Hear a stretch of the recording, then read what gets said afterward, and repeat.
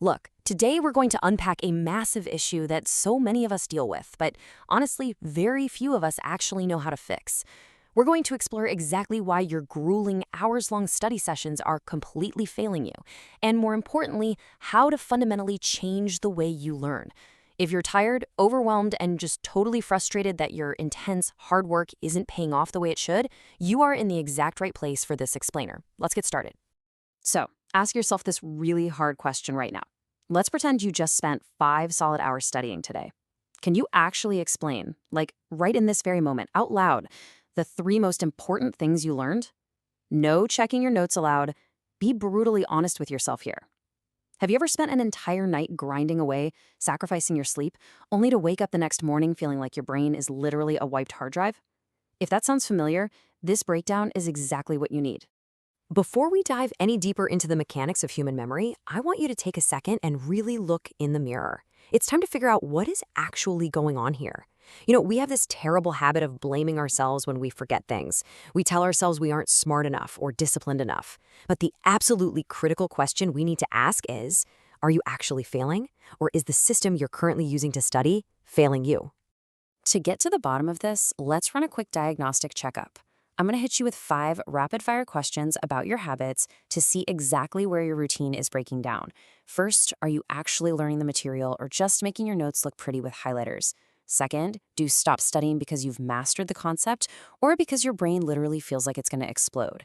Third, when you sit down, do you have a dead aim target or are you kind of just winging it? Fourth, do you avoid testing yourself because you're secretly terrified of seeing what you don't know?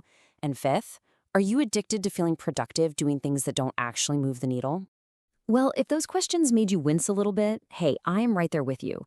The simple reality is that most of us were never taught how our brains actually work when it comes to retaining information.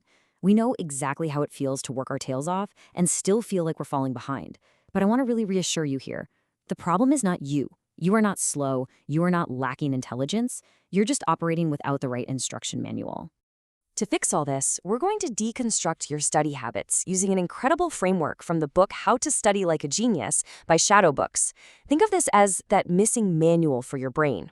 It outlines incredibly smart, scientifically backed techniques for faster learning and better memory.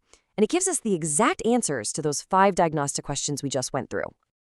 All right, let's jump right into our first symptom. Trap number 1, the highlighter trap. You know exactly what I'm talking about here. It's when we spend all our time making our notes look incredibly pretty and colorful instead of, actually learning the material on the page. I was completely shocked to learn the science behind this. The book explains that highlighting is essentially a passive method that creates a fake sense of familiarity. It causes you to confuse simply recognizing a word with truly knowing it. When you passively highlight everything, your brain literally stops doing the cognitive work. It assumes the highlighter is doing the learning for it, which leaves you with beautiful notes and an entirely empty memory. That brings us right to trap number 2, the mental explosion. Remember how we talked about your brain literally feeling like it's about to explode? Well, here is exactly why that happens. The book clearly shows that our brains have a very, very limited working memory. Think of working memory kind of like a computer's RAM. It's your active processing space, and it can only hold a few items at a time. If you try to jam an entire textbook chapter into your head all at once, your working memory just completely collapses under the cognitive overload. You aren't absorbing more by pushing through. You're actually shutting down your brain's biological ability to process anything at all. So, how do genius-level learners actually overcome this hard biological limit? The manual explains a specific technique called chunking. Think of it like trying to memorize a 10-digit phone number. It's virtually impossible as one giant string of numbers, but it's super easy when broken into 3 smaller chunks. Step 1 is identifying the large blocks of information. Step 2 is chunking that information down into small, easy-to-swallow pieces. By feeding your brain bite-sized concepts, you respect its limits, preventing that mental explosion entirely. Moving right along to trap number 3, the winging it problem. This is all about that awful burnout you get when you just sit down at your desk without a clear target and kinda just hope for the best. The book states that vague studying is basically the single biggest reason for study burnout.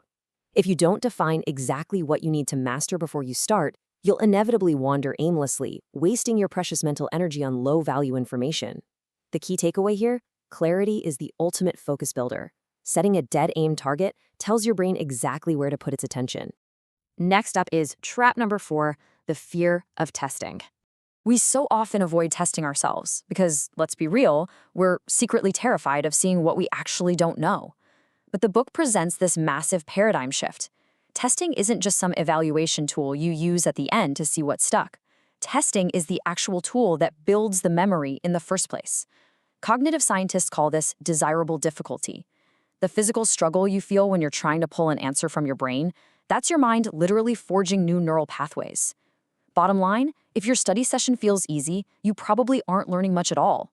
The struggle itself is the mechanism of growth. And finally, we hit trap number 5, the productivity trap.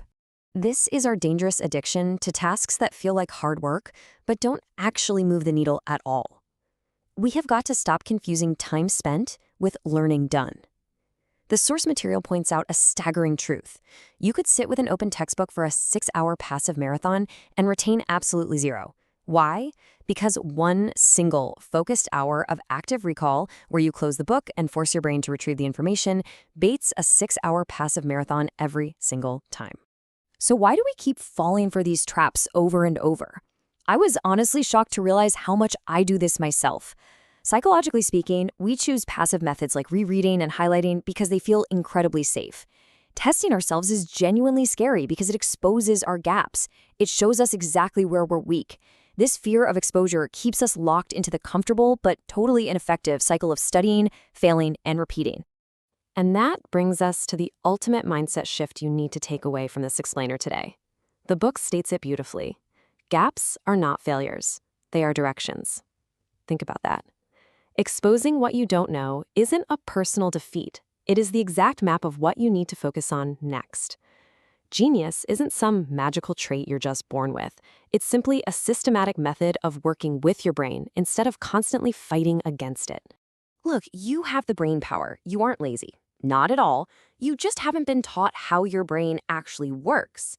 It's time to stop trying to just work harder, sleep less, and grind your way through everything. Instead, you've got to rely on this active recall and chunking system. Let the system do the heavy lifting for you.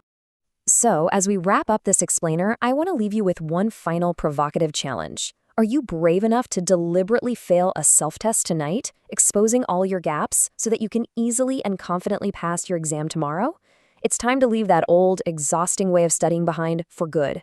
Thanks for diving into this framework with me, and I really hope it transforms the way you approach learning from here on out.